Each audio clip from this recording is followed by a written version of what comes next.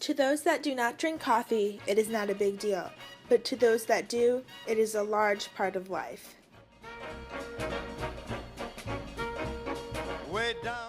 Coffee has played a surprisingly important role in history. Coffee originally grew in Ethiopia and other areas of Africa, often known as the Bean Belt.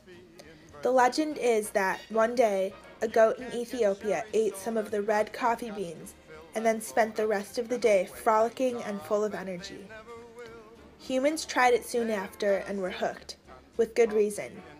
Coffee contains caffeine, which is technically a drug.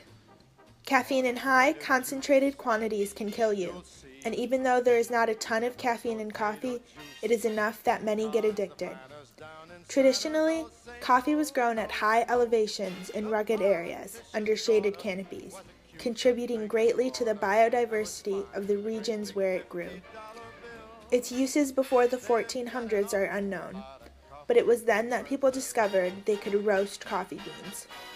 By the 1500s, coffee houses were common in the Arab world, and by the 1600s, coffee became common in Europe. It is believed that Bach and Beethoven both composed music in coffee houses while drinking coffee. Europeans brought coffee with them to the Americas, and though this brought some positive things, it also meant that many people were enslaved in the growing of coffee.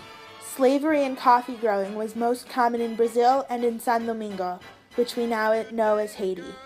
During the Boston Tea Party of the American Revolution, the colonies, which were primarily tea drinkers, switched over to coffee in order to be patriotic, and since then, coffee has been a staple in the diets of many people in the United States.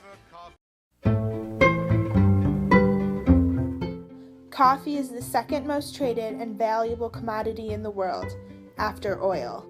Brazil currently produces the most coffee in the world and is followed by Colombia, Indonesia, Vietnam, Mexico, and Ethiopia. As demand for coffee has grown, the traditional methods of cultivating it have developed into new techniques, such as sun cultivation coffee. Sun cultivation coffee is grown on plantations of deforested land and with lots of fertilizers. As opposed to traditionally grown coffee, also known as shade-grown coffee, sun-cultivated coffee has negative impacts on the environment as well as the workers who grow the coffee.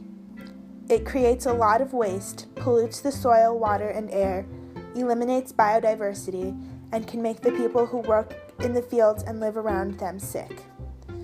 There is also a lot of waste associated with the drinking of coffee. Disposable paper cups and K-cups often end up in landfills, and there is a lot of pollution in the transport of coffee. Some coffee nowadays is also labeled fair trade. Fair trade in the United States is an organization that values empowerment, integrity, sustainability, innovation, excellence, personal development, community, fairness, and impact. Coffee and other products are labeled fair trade when they are deemed to have ethical working conditions, the absence of child labor, and ecologically responsible farming. And fair trade farms are guaranteed to get paid, even if the national market collapses, and it is a democratic process. Despite the good things about fair trade coffee, it still lacks in some ways.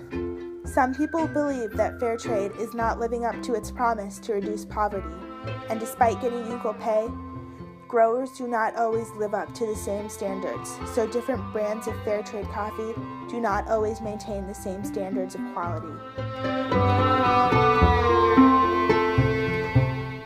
A more sustainable way to drink coffee is to buy shade-grown coffee.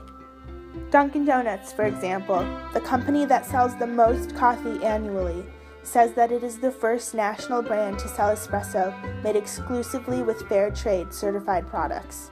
However, their website says nothing about their regular coffee, and when contacted, they did not disclose any information and instead suggested to refer back to their website. Starbucks' website says where each of the coffee beans used in their blends are found, and has committed to buying and serving high-quality coffee that is responsibly grown and ethically traded.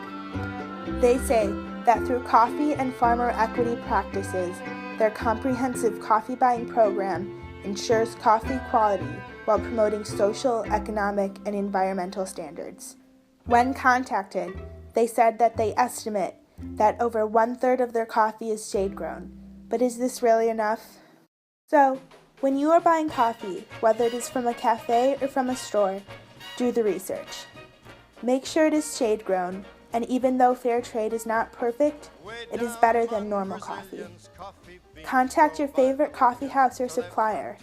Ask them about where their coffee is from. Talk to them about the problems with sun-cultivated coffee. And try to get as many people to drink fair trade and shade-grown coffee as possible. And the way things are, I'll bet they